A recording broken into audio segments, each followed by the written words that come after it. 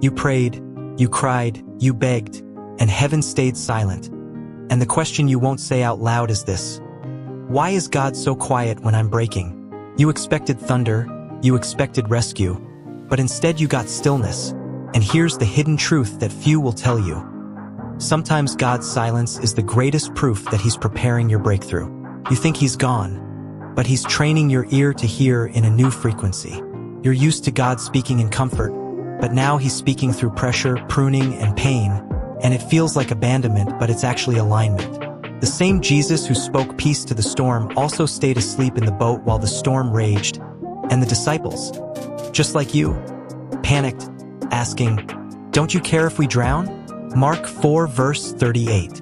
But the silence wasn't neglect. It was a test of trust. When God is quiet, it's not because He's absent. It's because He's building your discernment. This is where soldiers are trained, in silence, in shadow, in struggle. When Job lost everything, heaven was silent, but Satan wasn't.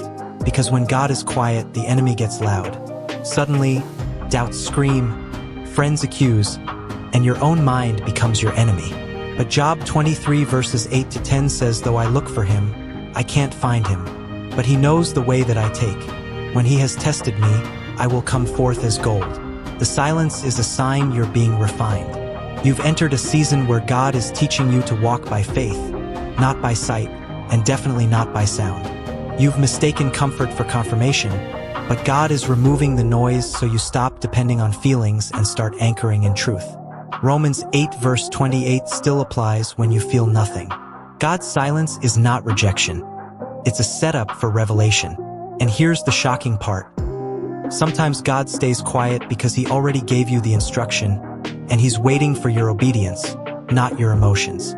The Israelites cried out in Egypt and God delivered them, but then He stayed quiet in the wilderness.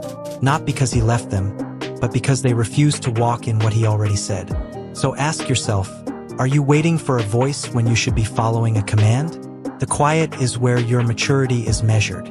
God speaks loudly to babies, but He whispers to warriors. Elijah experienced fire, wind, and earthquake, but God was in none of them. Only when the chaos stopped did the whisper come.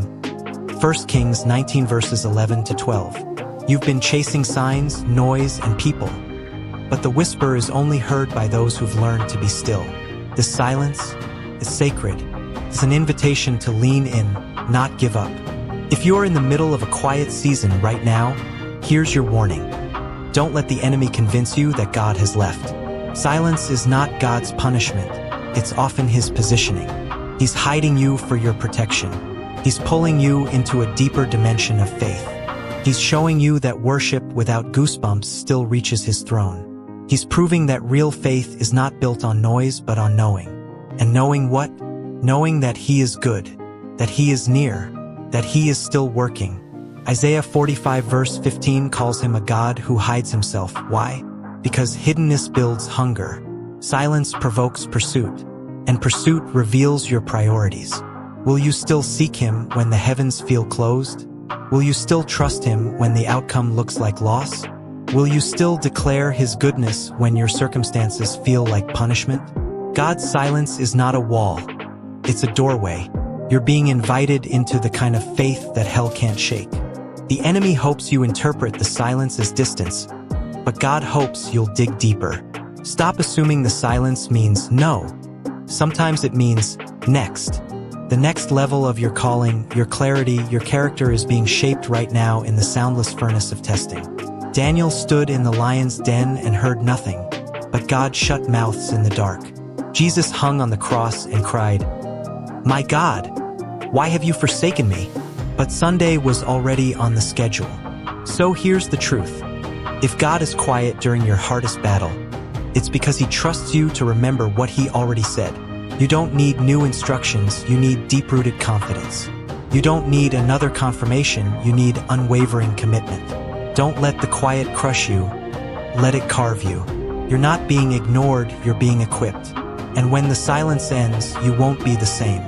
You'll emerge stronger, wiser, and more dangerous to the enemy than ever before. So rise, pray louder than your doubt, praise harder than your fear, fight with the word until silence breaks. Because the God who seemed quiet was never absent. He was sharpening your sword in the dark. And now, it's your turn to use it.